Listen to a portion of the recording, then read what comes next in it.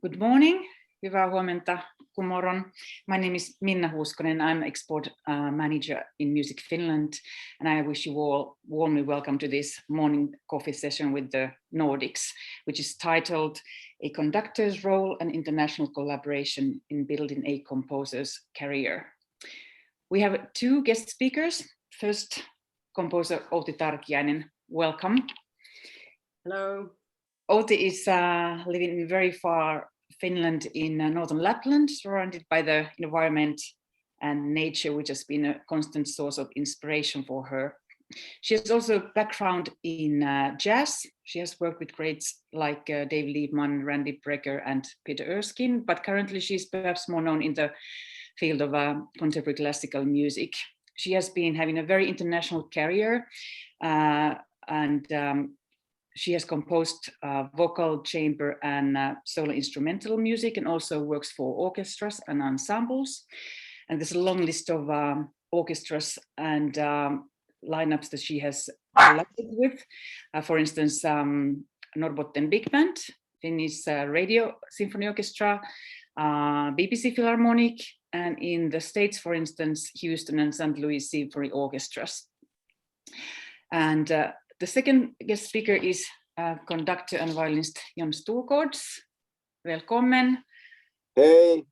Jonte is an acclaimed and award-winning conductor and violinist, has been for decades, and she's currently the artistic director of Lapland Chamber Orchestra, and also I must check to make sure that I get it right, chief guest conductor of the BBC Philharmonic Orchestra and principal guest conductor of Canada's Arts Centre Orchestra, Ottawa.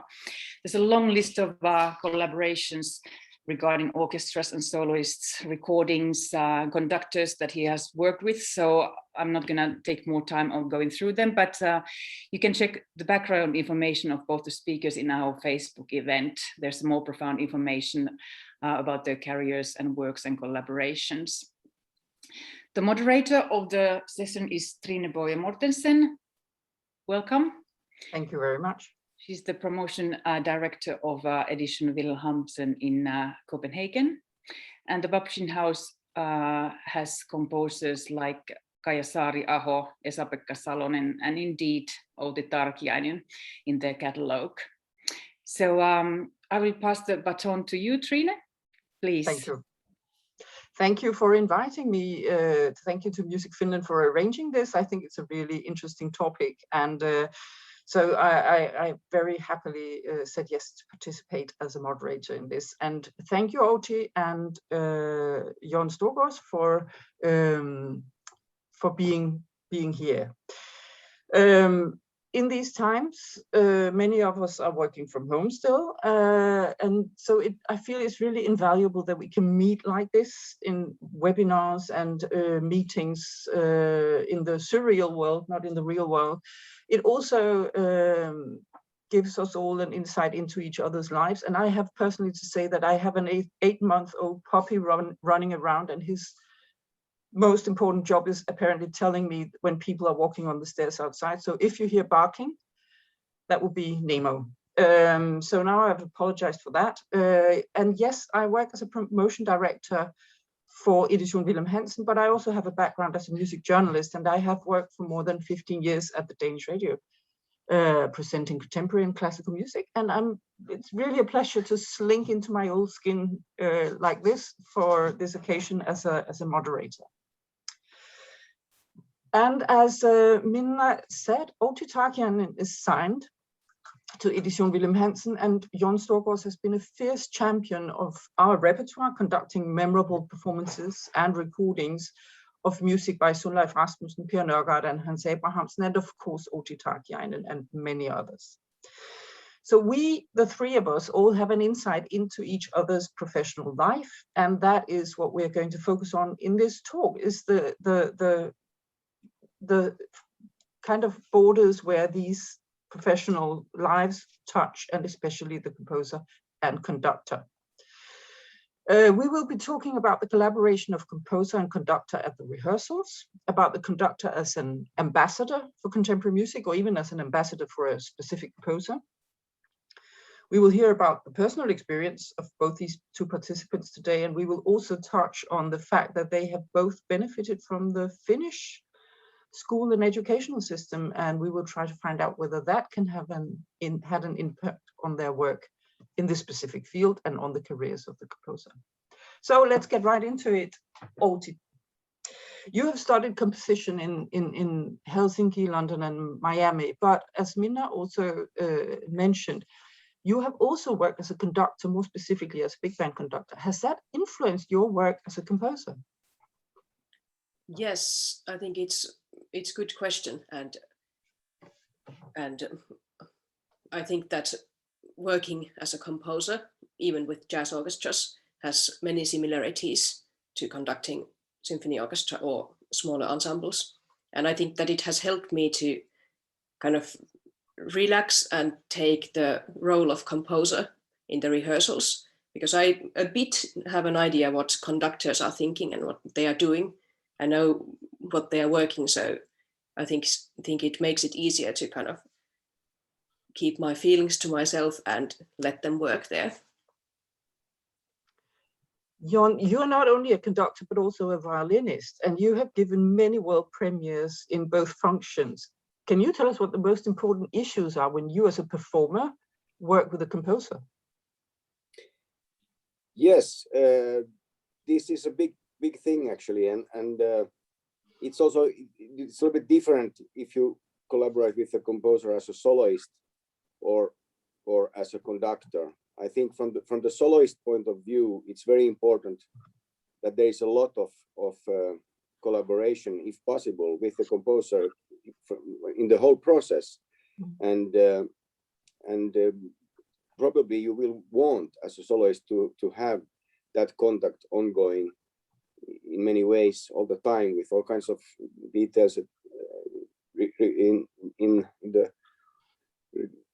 the whole picture. But when you are a conductor in that role and you work with a new piece and with a composer, the situation is more sensitive because the conductor also needs kind of his own time really to just read the score, trust what he reads, and plan his rehearsal with the orchestra or whatever group he's conducting, and to have the feeling that he's really definitely the one who is in charge of what is happening in the first rehearsals with the group or with the orchestra. And of course, before that, it's good if he has the contact with the composer, and probably he or she wants to have that contact with the composer.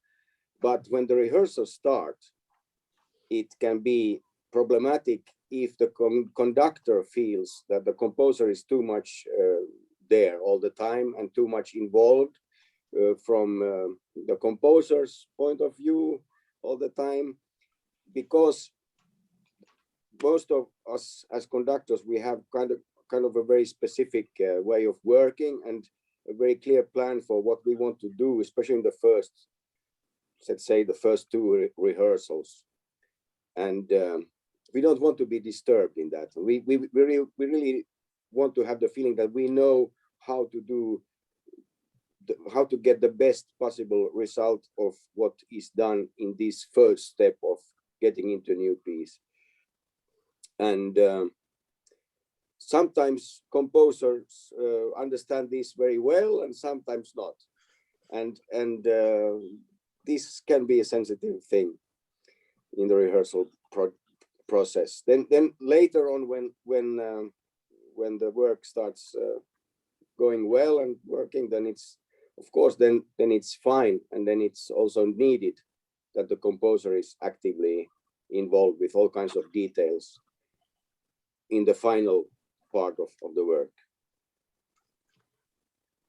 Thank you. And Outi, can you remember how you felt the first time you had an orchestral piece performed going into the rehearsals? You said right before that, as because you tried to be a conductor, you knew to keep your feelings for yourself. What did you mean by that?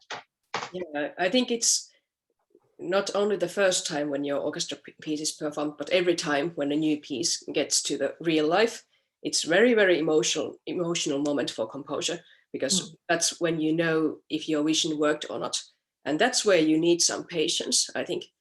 And I think composer should kind of hold your horses in the first rehearsal and just realize that the musicians are seeing the music for the first time, reading, and how it sounds the very first time may be very different than it sounds like 15 minutes later or so. So you just need to give them some time, and give yourself some time as well to adjust to the new moment. And I think my principal rule is that don't say in the first rehearsals anything if you are not asked specifically. I write some notes, and I might go through big emotional processes, but I keep that to myself. And if things happen continuously very differently than what I have thought, then I will talk about that with the conductor after the rehearsal. I think that, as Jontta said, there's so many things happening during the first rehearsal, and the musicians and the conductor need the space to work. I think it's important to keep in mind. Jon, the fact is that you two work well together, and that already shows here. But the thing is that, Jon, do you feel your role, as we are talking in this session about a conductor's role in the career of a composer, and that's because you described it basically that you are, as a conductor, the orchestra's man. I mean, you are kind of in the middle position between young or a composer with a new piece and part of the orchestra. How is that communication working usually? Well, first of all, as a conductor, I have to be convinced myself with the piece that I'm looking at, and or the composer we are talking about, and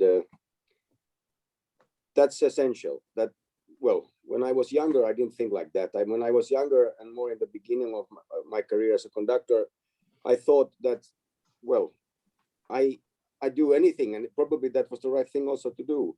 And of course, you need that experience. You try all kinds of works and composers and pieces, and then you know later if you really believe in what you did as music enough or not.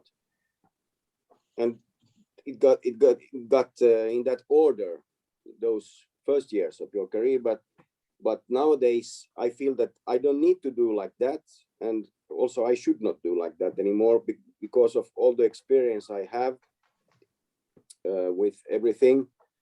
I am allowed to be more critical and more selective with my choices of what I'm conducting, what I'm not conducting.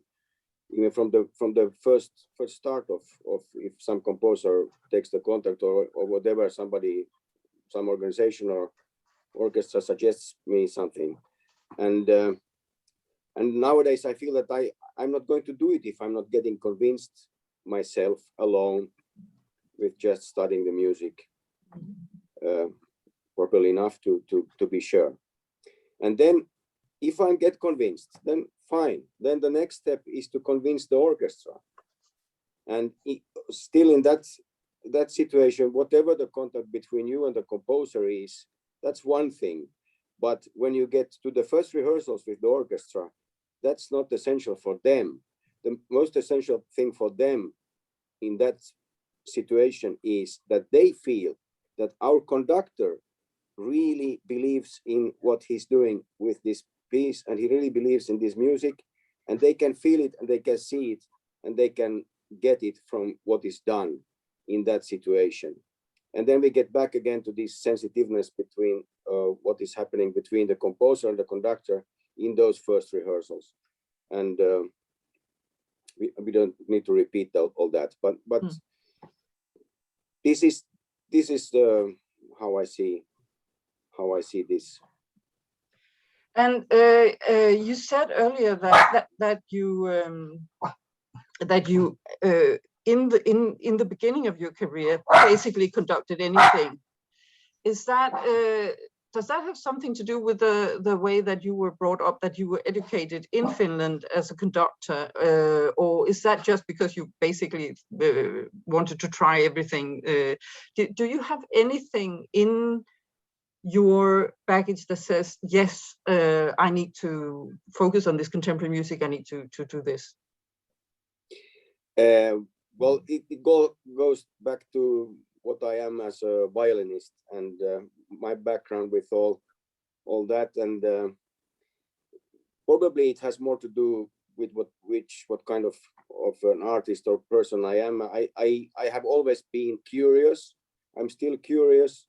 As a violinist, when I was very young, I was curious. I wanted to look at pieces and styles of music that not everybody of the same age around me in the same situations in their studies not necessarily did.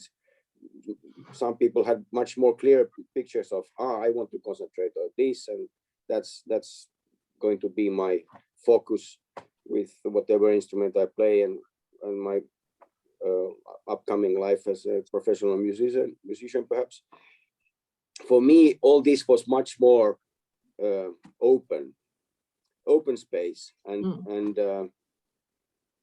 first of all, not to forget in my case that I studied composition for a while with Eino-Juhani Rautavaara and the violin playing. This was the first situation, and at that time I didn't even think about becoming a conductor at all. It was more about, should I compose or should I play the violin, or what should I do? And then came all these times with foundings of orchestras like the Avanti Chamber Orchestra.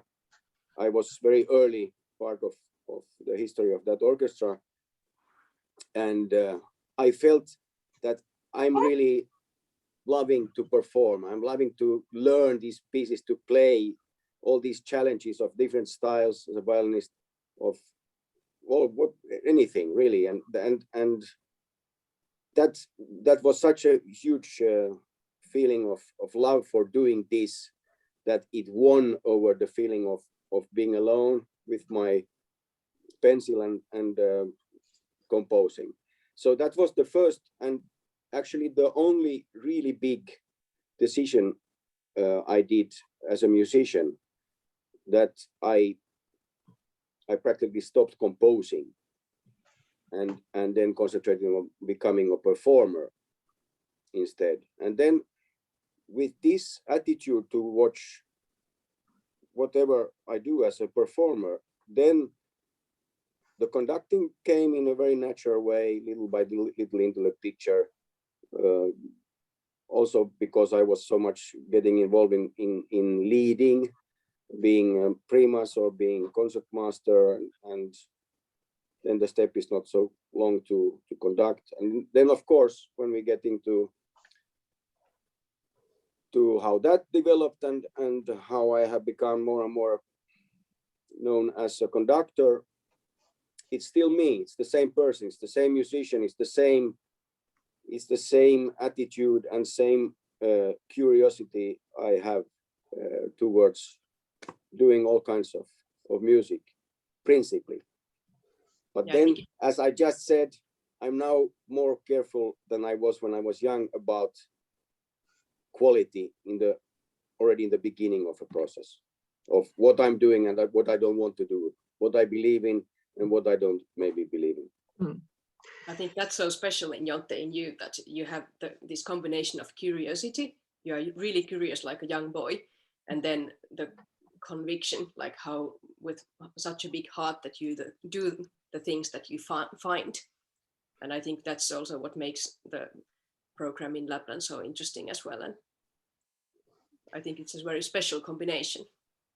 But also that I mean, in Finnish music history, what you referred to, Jon, is the start of Avanti, which is a famously close collaboration between composers and musician conductors, etc. And Outi, you're younger, and you weren't there at the birth of Avanti and so on. What does that tradition mean for you? This close collaboration between composers and performers? Yes, like for me, Avanti has always been an established orchestra, more or less, even though with a little bit specific profile in programming. But I think it has been a bit less radical after Jonte's studying years, because this, for example, the Composers Society, Korvat Auki, Ears Open Society, they have been much more radical in the early years, I feel. And what there is in the education now, they have a workshop in the Sibelius Academy's composing department with the Radio Symphony Orchestra, maybe once or twice during the studies. And I think they have some collaboration with the Conductors Orchestra, which is good. But I think that not that much is talked about how to write for big orchestras. It's more like how to write to like contemporary ensembles. That's the concentration at the moment, I think. So Trine, yeah. may I say, just towards you are thinking about the schooling system in Finland, and talking about Avanti and Korvat Auki. I think that at that time, this was 80s, you know, middle of 80s, when Korvat Auki was quite radical, and when Avanti was founded, at that specific time within the circles of Finnish music established organizations, it was really like a bomb. It was a shocking, big, huge effect it had, that people outside the establishments wanted really to build something totally by themselves. And especially the Avanti organization in that beginning was all about that. We wanted to be outside. Well, we were part, most of us were studying at the Sibelius Academy anyway, but this was something that had nothing to do with the Sibelius Academy. We wanted definitely to do something outside that was not done inside that building, and that was so important.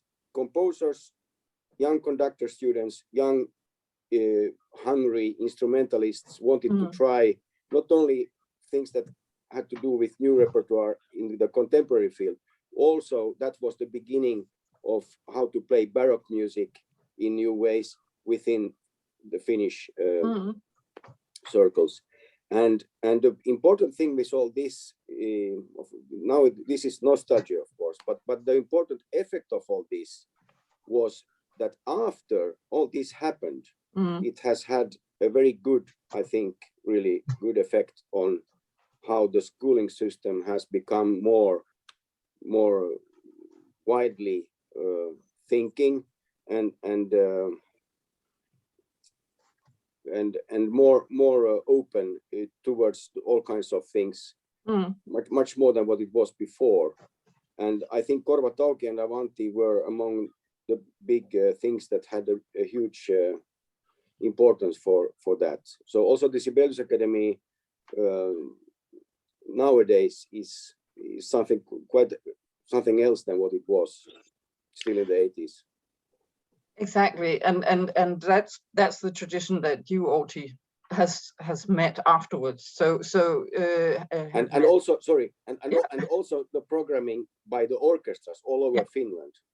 It had a big effect also on that. And as we can see from the other Nordic countries, it's definitely something that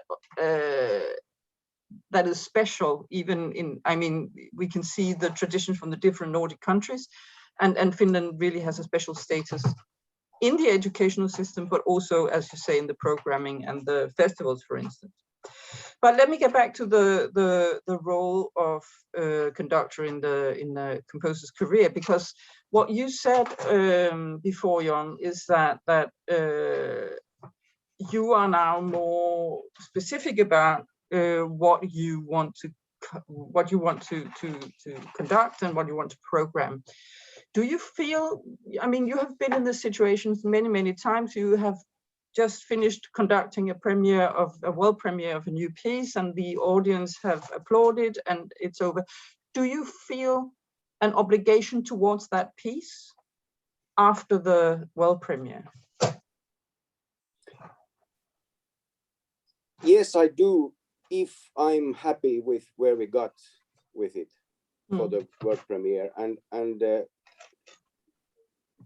it's still also again a question of did I stay as convinced with this as I was when I started working on it?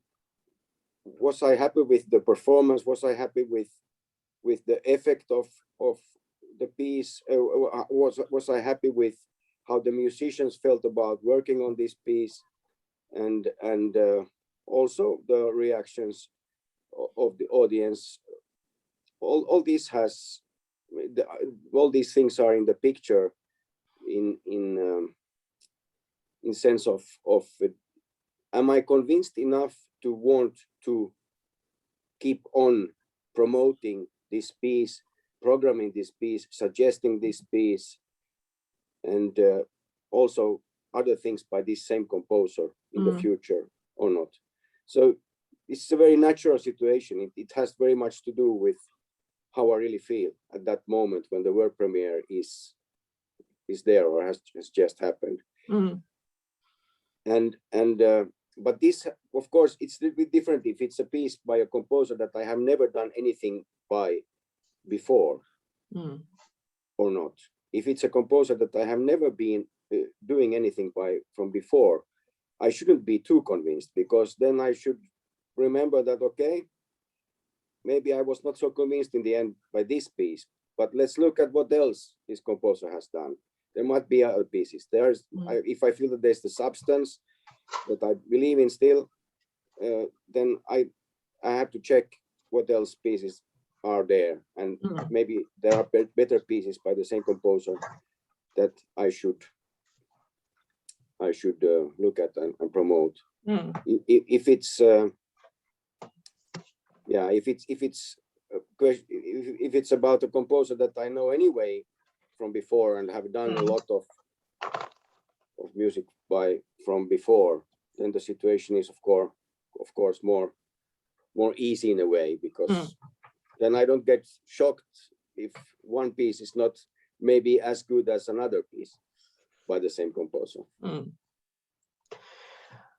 Outi, if you're in the same situation, you've tried it a few times now in your career as well. The world premiere of a piece of yours has just been finished. Do you feel that you can go up to the conductor and say, when are you going to do it next? Or is that even something you want to discuss at that time? Well, I think composer knows after the world premiere, like whether the piece was doing the effect that it was supposed to do. It's also a moment for a composer when you know like how convicted you are of the piece. And sometimes you are more convicted and sometimes less, and then you might think that, okay, like if you are not that convicted that you thought you would, then you might think like what was, like why, what was in the process that didn't work in the best possible way. But if you are very convicted, and well, many times when you, like, I feel that I'm the most critical person towards my music. Sometimes like everybody else are convicted, but I'm still like thinking about a few things that I could change. But I guess that's very familiar thought for many composers. But if I'm convicted of the piece, usually like everybody else are, the audience and the musicians and the conductor. And I think it's some kind of like moment when you have been able to share something very deep inside you and something very important with other people. And it's a very special moment in that way, like to be touched with different people, musicians, the conductor, the audience.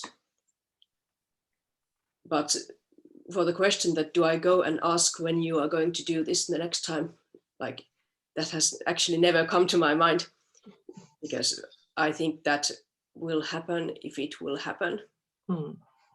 And you might have a feeling of whether that's going to happen or not, like depending on how convicted you are as well. But sometimes pieces are performed more, sometimes they get a few years break and then they are performed more, and some pieces are not performed that much. So it really depends. I think as a publisher and also as an audience member through many years, there is a certain frustration that you hear a piece once and you like it and you would like to hear it again because new music and you want to hear it again. But there are really many contemporary works who get the first performance and maybe one or two more, and then that's it, because there is this focus on the new. Then there are new commissions, then there are new works being written, and some works simply don't get performed that much. Jon, do you ever, apart from the big classical or the pieces that have already kind of proved their status, do you ever go back and think, well, I did conduct that piece 10 years ago, let's look at that again? Do you ever have the possibility to do that? Certainly, I have the possibility to do that, and I keep reminding myself now and then about that I should not forget good pieces that I have done long time ago, because as you know, I'm so much involved in all the time doing a new piece again, and every year I do new things. Exactly. And that's fine, but yes, I should be careful not to forget the best works, the best pieces that I've done during the last years, and to take care, if they are part of my repertoire, that I keep them in mind when I'm suggesting a program somewhere where they could fit in. Of course, this is the thing. Then we come to questions also about is it extra difficult to suggest something that or not, depending on where we are, what orchestra we are talking about, what country we are talking about. As you know, it might be very hard to try to convince an American establishment, for example, to do a symphony by 𝗪. Yes. Even if I know that the orchestras, because the orchestras are so skillful there, they are so brilliant orchestras. The musicians in those orchestras, they would love that kind of a challenge to get into a symphony by 𝗪. But then there are the boarders who are programming and making all the big decisions about that, and that's all related to the sponsoring. And in the end, the answer will be, no, 𝗪 is a name that doesn't sell, we cannot do it. And this is a big pity often with works which I really believe in, and I believe, as I said, in this case, they might be works that I believe in from many points of view. I believe in them as the music they are. I believe in them as the challenge they are for the level of skills I know that are in a particular orchestra that I'm going to guest conduct. Things like this. Outi, what do you think about, I know that you're a composer who moves forward and you have commissions and you're a busy composer, but do you ever stop and think, what about this work? Should I bring that up again, or should I contact my publisher and say that she should do it, or what is it ever fruitful for you to look at the back catalogue and get it kind of into your career again through a conductor or a publisher or anything? Well, I think mostly I'm looking forward because I have so many visions that I have not done yet. Yeah. But there are sometimes moments when I think of a specific work, for example, and think that that work, I think, kind of should have been more performed, what, like, from my conviction, like why is it? What is the problem with it? Why is it not? Like, sometimes I think many good things can be forgotten as well, just because new things occur all the time. And sometimes it can be very practical reasons, as Jalta said, about sponsors, or like this doesn't sell, or so. It might be like too long piece, or for a little bit clumsy lineup, for example, or so. So I do that every once in a while, but not very much. And so before we open for questions, I would like to make you, both of you, address the specific point in this talk.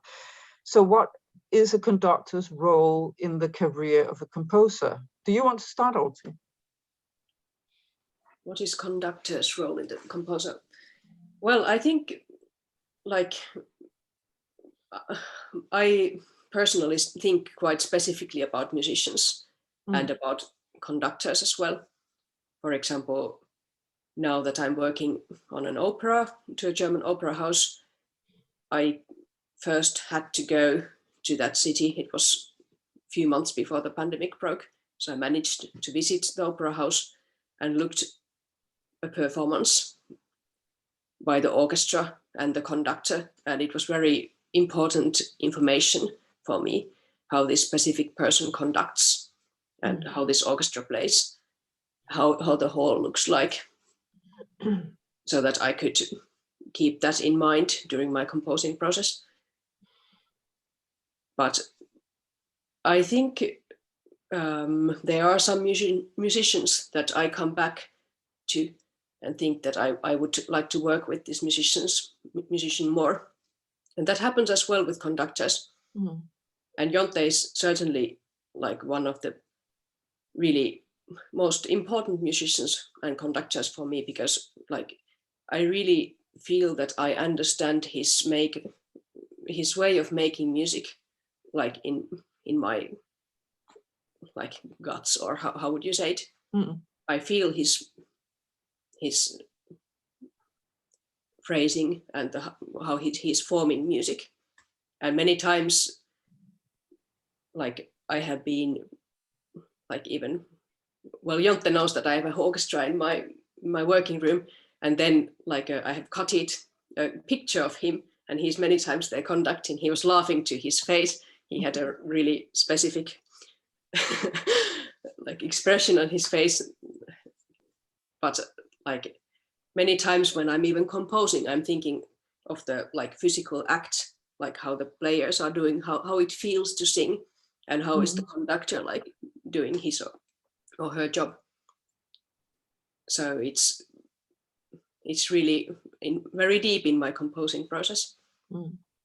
And I think from that it grows quite naturally, that it's just easier to work with some conductors and musicians than the others. But it comes from the kind of artistic reasons, more or less.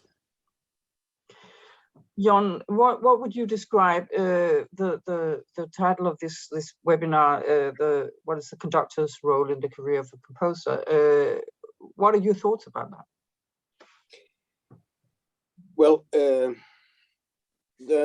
nice things that Outi just said, I mean, it's both ways. For me, the same kind of feeling, if it's there with a certain composer's music, that you really feel at home with it.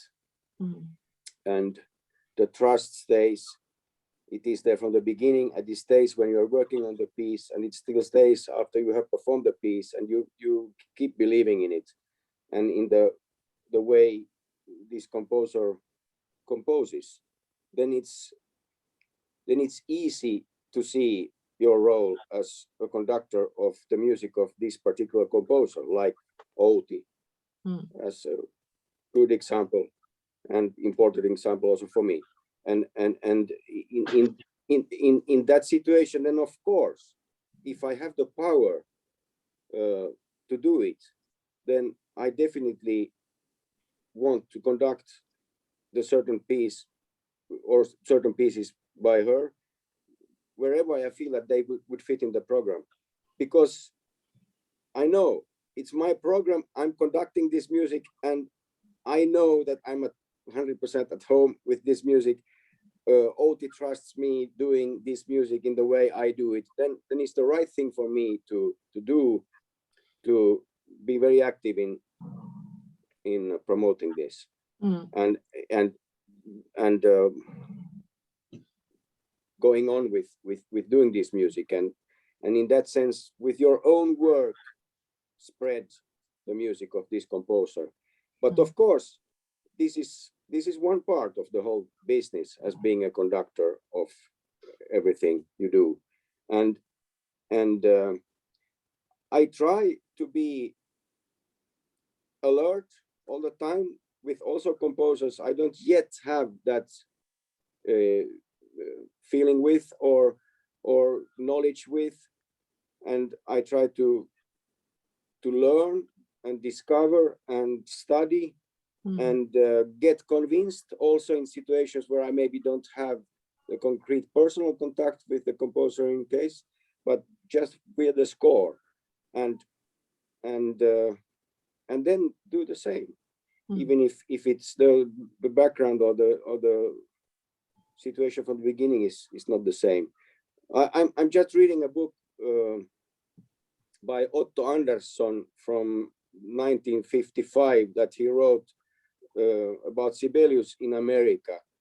Sibelius was still alive, and I just started reading this book accidentally before this talk, and I thought it was good timing, because he tells about the first performances of Sibelius music in America.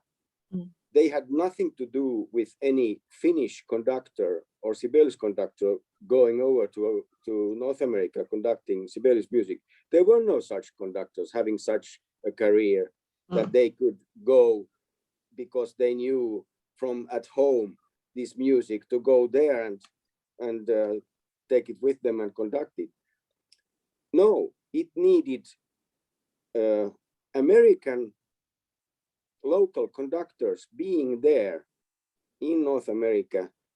It needed them to discover in other ways this composer and we all know the contact between all of us were not the same those times, so it was more difficult, but they needed to find out, be curious,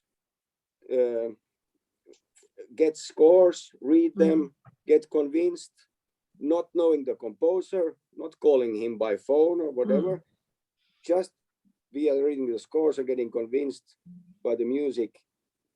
Then they programmed it anyway from this point of view, and that's also very important.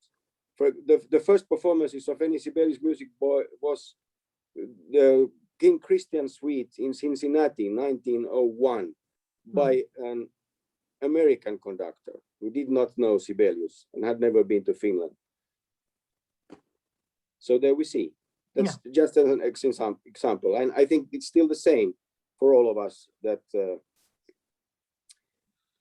we have to take care of our curiousness towards all kinds of music from left and right and from everywhere, and not only to get stuck into too easy business of always taking up the same composers that we know very well and doing their music, you know. Hello. Thank you, both of you. I think I will just let Minna tell me whether there are questions that need to be answered. Yes, Lauri Suppunen, first of all, thanks for an interesting talk. And then he has a question to both Outi and Jon-Te about how to first make contact. A conductor is often an elusive and distant figure for a composer. How does one get to meet a conductor? Is it embarrassing to send scores to a conductor one doesn't know personally? Jon, will you begin with that one?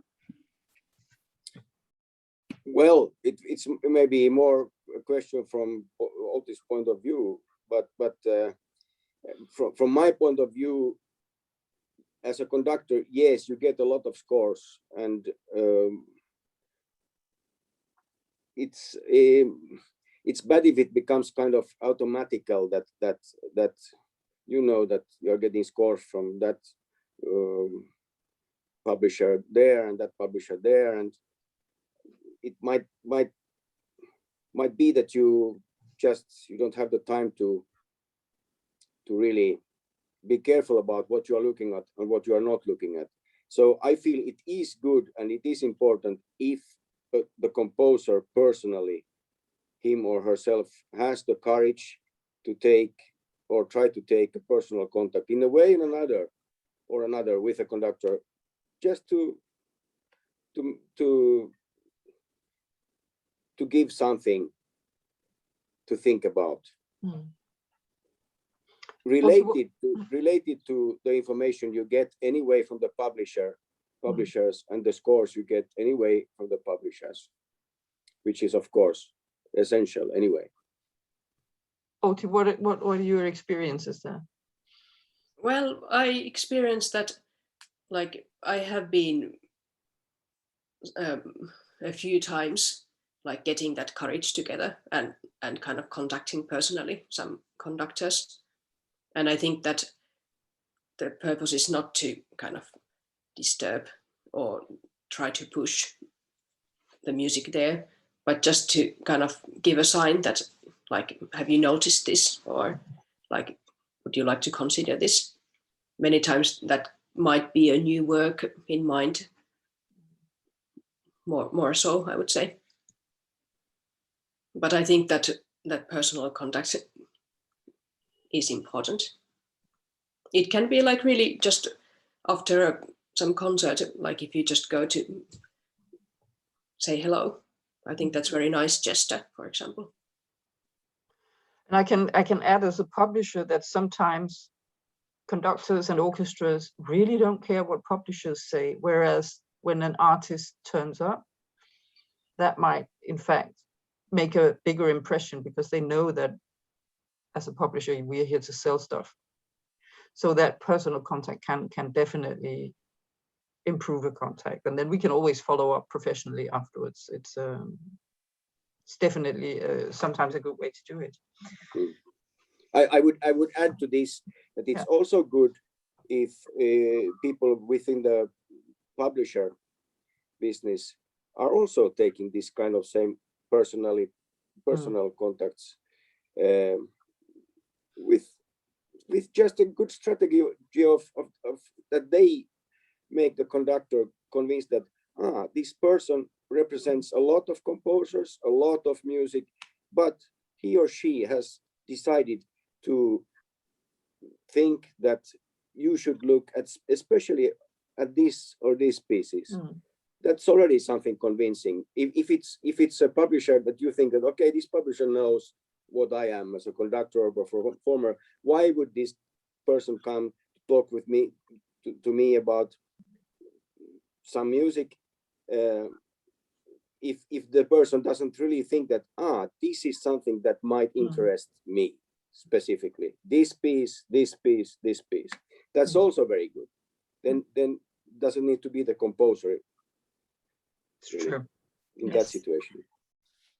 I also have a question to both of the speakers. First, Outi, can you name any time point in your career when a conductor actually made a difference in your career? Has there been any experience that really, was a turning point in your career?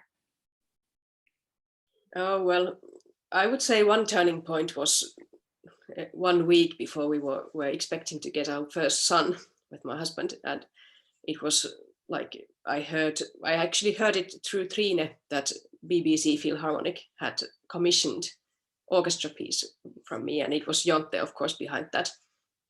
But it was a moment when I thought that, okay, like this is absolutely a thing that I want to do and I need to do, but I'm getting a baby in a week. When I'm going to do this? And then we had a talk with my husband that he took bigger boots that we had thought beforehand, and I managed to arrange that time. And I think it was very good choice, very special moment to compose. But I think that was one of the big moments that don't happen that often. It was for the next summer's proms, and very big occasion, of course. Absolutely. Okay, thank you. And then for 𝗠𝗀𝗏, I'm wondering about the conductor's communication. Do you share experiences on working with certain composers or on certain works? Or is it very solitary work that you have your profile and your orchestra, which your program? Or do you actually talk amongst each others about composers, for instance? You know, how is it to work with them? You mean within the orchestra field? No, I'm talking about conductors with each other. Conductors with each other. Yeah, sure. If you meet colleagues, at some point certainly we are getting into talks about, do you know that composer or that composer? Have you heard this piece, or have you seen anybody or looked at scores by this composer? Yes, there's communication. The bad thing is that conductors very seldom meet, because we are all at different places all the time, not the same place. Okay, so we should get the conductors together in order to promote composers' careers, I suppose. Yeah, it's always good if there are certain situations where 2 or 3 conductors meet. Certainly doesn't take too much time. Then we are talking about certain composers. Okay, thank you. I can't see any more questions in the chat. If you have something to add, 𝗏𝗏, or if any of the speakers, both of the speakers have something, you know, we have a few minutes left. I just want to say thank you to Jon and Outi for talking about this. It's obviously professionally interesting, but it's also as an audience member, it's an interesting world to look into. So thank you very much, both of you, and thank you for the invitation. Thank you. Thank you, all of you, and 𝗏𝗏, thank you. Okay. Yes, thanks for 𝗏𝗏 and to Music Finland for organizing this. Yes.